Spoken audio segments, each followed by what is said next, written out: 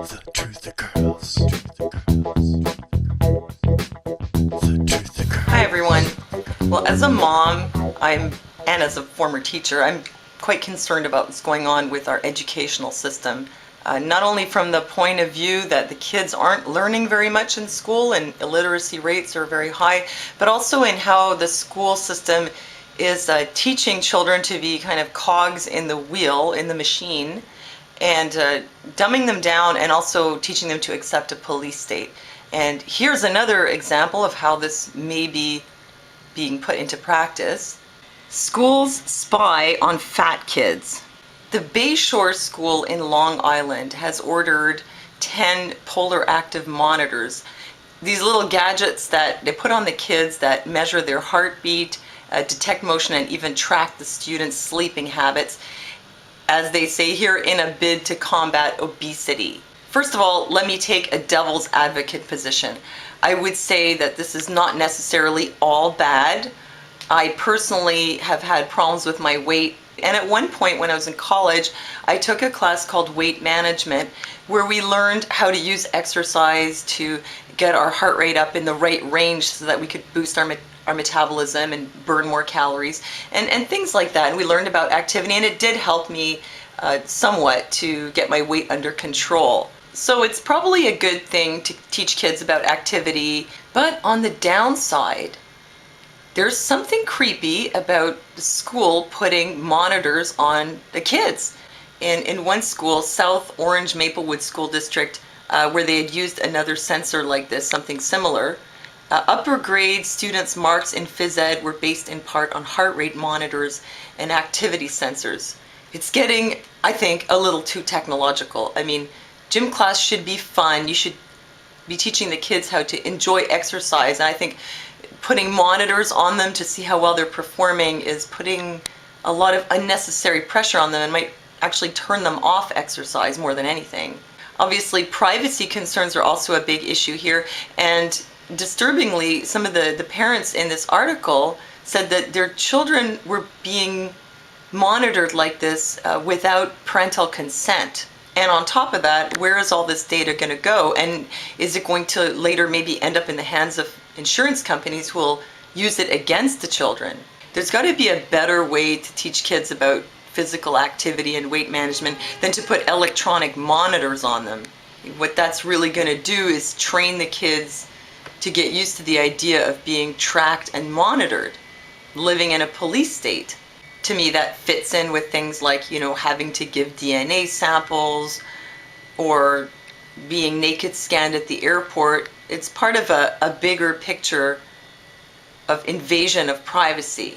But the kids are overweight, and it's a big problem. In some cases, they've even taken obese kids away from their parents, saying that this constituted a form of child abuse or neglect. This happened in the UK last year and also in Ohio, and also obese children can be seized from Canadian parents too. Apparently it's also happened in Canada, but I'm not really sure that seizing obese children and putting them into foster care is a good solution. Whatever services they offer in foster care to the foster parents as support to help the kids lose weight, why don't they just offer those services to the real parents?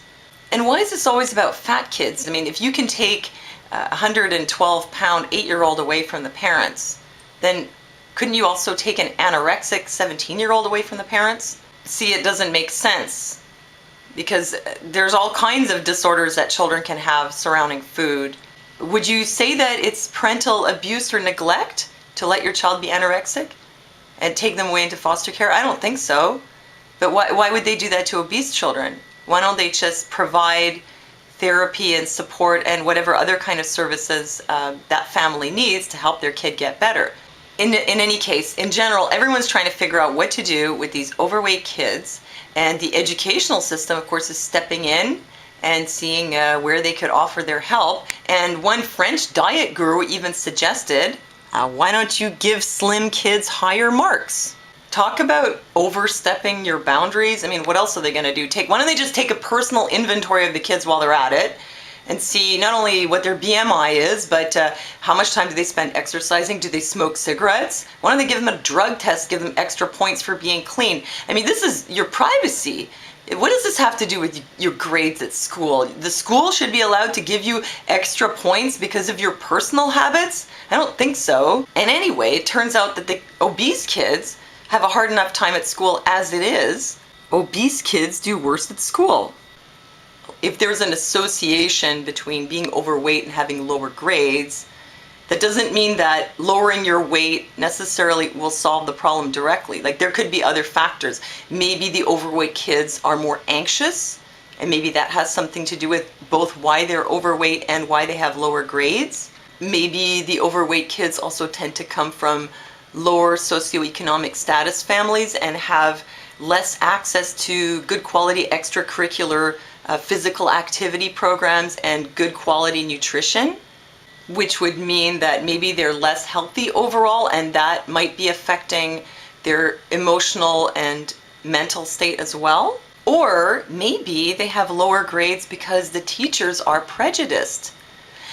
Yeah, this actually happens. I taught English for a short time, and I was actually working as an assistant teacher, and I saw a lot of prejudice. I saw teachers clearly favor children who were dressed better, who were obviously from a higher socioeconomic status family.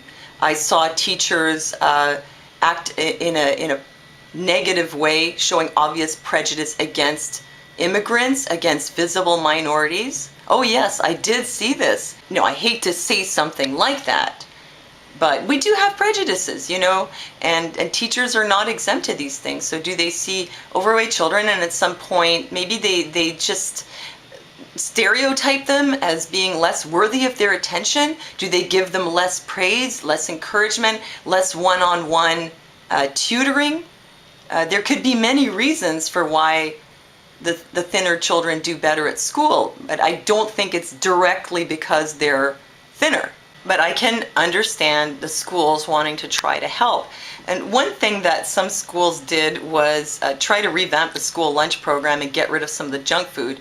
And surprisingly, look what happened in some places. LA school district students would rather starve than eat healthy menu items. Well, in this case, they seriously revamped the school menu, and they had things like vegetarian curry and brown rice cutlets and stuff like that on the lunch menu. And the students pretty much boycotted it, didn't want to eat this stuff, and created a kind of little black market for junk food.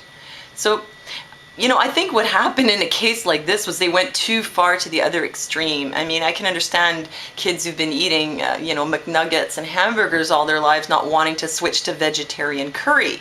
So maybe the problem here is that they went from one extreme to the other, but a better solution would probably be to find the middle ground.